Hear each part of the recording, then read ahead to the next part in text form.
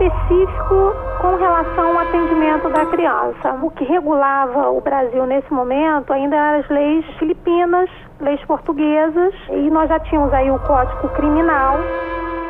Vai ter o fim da escravidão e também com isso uma quantidade significativa de crianças que começam a habitar centros urbanos. Uma urbanização que crescia junto com uma população também em aumento. Houve também um aumento da violência urbana. Nesse período, a pobreza também aumenta. Havia até então uma proteção da criança abandonada através de uma instituição que veio de Portugal para o Brasil, colonial, que é a Roda dos Expostos. Eram cilindros com dois buracos que giravam no próprio eixo, onde as mães, geralmente as mães solteiras, colocavam a criança em determinado ponto para que ela fosse pega no outro ponto sem se identificar. Era o anonimato, da época. O Brasil herdou da Europa um debate de que não deveria haver roda de expostos, mas que a criança deveria merecer uma proteção especial. O Código Criminal da República estabelece como critério de responsabilização o que vai se chamar de teoria do discernimento. Seria feita uma avaliação psicológica da criança dos 9 aos 14 anos para verificar se ele teria discernimento, e a responsabilização e a medida adotada seria proporcional a esse discernimento. Se era plenamente compreensível a ação da criança, então receberia uma sanção penal como se adulto fosse, com alguma atenuante só, Então era imputável penalmente desde que fosse identificada essa consciência, digamos assim. O Bernardino era um garoto, um engraxate. Ele foi preso porque ele engraxou o sapato de um homem e ao término ele saiu sem pagar. Então, qual foi a reação dele? Ele jogou tinta e sujou as calças e ele chama a polícia. Quando ele chama a polícia, o Bernardino tenta explicar, mas não consegue. Ele é preso junto com 20 presos adultos e lá ele é violentado. Ele é retirado da cela e jogado na rua.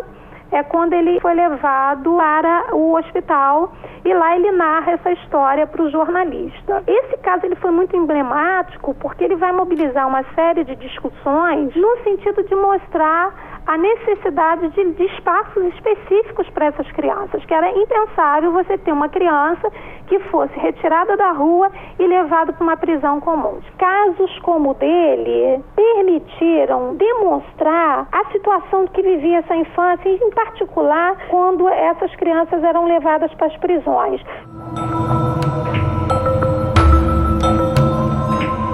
O Estado foi pressionado a criar um código para regular o que não existia.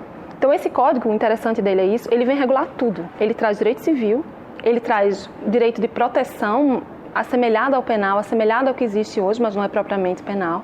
Ele traz direito do trabalho, ele traz questão de adoção. Ele divide as crianças em 2 grandes setores. O setor das crianças de elite, brancas, ricas, e a grande maioria da criança brasileira, que é a criança pobre, negra, abandonada, delinquente. E essa criança recebe o nome pejorativo de menor. Menor era aquele sob a tutela do Código de Menores, que era ou vadio ou delinquente. A vadiagem era o meio para o fim da delinquência. Com menos de 14 anos, os menores começaram a ser considerados inimputáveis, a eles não se podia atribuir nenhuma infração. A partir dos 14 anos, segundo o Código, dependia se ele fosse abandonado ou não. A escola de preservação para o delinquente, a escola de reforma para o abandonado. Entretanto, na prática, o sistema era muito mais discricionário e cabia muito mais ao juiz decidir onde encaminhar a criança do que tanto a qualificação jurídica dela. Com todas as críticas que se possa fazer ao Código, é importante considerar o momento da sua elaboração. É a primeira tentativa efetiva de você construir uma legislação própria específica para a infância, regulando a questão do trabalho infantil, que era uma prática corrente. Uma frase muito utilizada era a seguinte: o trabalho da criança é pouco, não aproveita quem é bobo. Era exatamente essa ideia da exploração do trabalho. Você paga pouco e o que você ganha sempre é lucro. Havia o SAM, que era um serviço de assistência ao menor. Esse serviço só havia em poucas capitais, mas ele foi mais um serviço de tortura, de violência contra a criança internada, mas não educou nada. A principal criação do regime militar foi a FUNABEM, depois deu origem às FEBEMs em alguns estados. Também nessa época eram internadas as crianças abandonadas, sem pais, com pais presos. Tinha então o setor dos menores e tinha o setor dos chamados delinquentes. E ela foi famosa como exatamente aquilo que ela tentou evitar no SAM, a violência contra as crianças. Daí as fugas em massa, a superlotação de menores.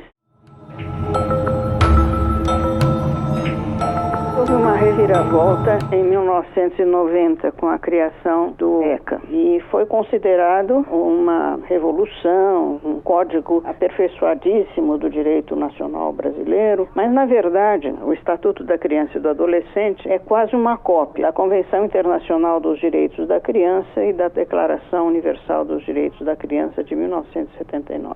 Então o ECA é um reflexo direto das leis internacionais em defesa da criança e do adolescente. O ECA, ele tem a doutrina da proteção integral, então a criança tem o direito de ser protegida por todos, qualquer criança.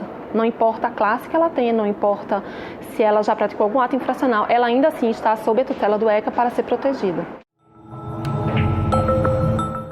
Depois que foi instituída a maioridade penal em 18 anos, em 1927, nesse Código de Menores, e a primeira vez existe uma proposta de abaixar.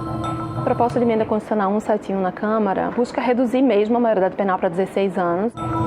A proposta do Senado já parte de uma intenção de alongar o tempo de internação. Então, em determinados crimes, esses menores, sob uma avaliação do juiz, eles podem ter um tempo de internação alongado. Atualmente, o tempo de internação é até 3 anos.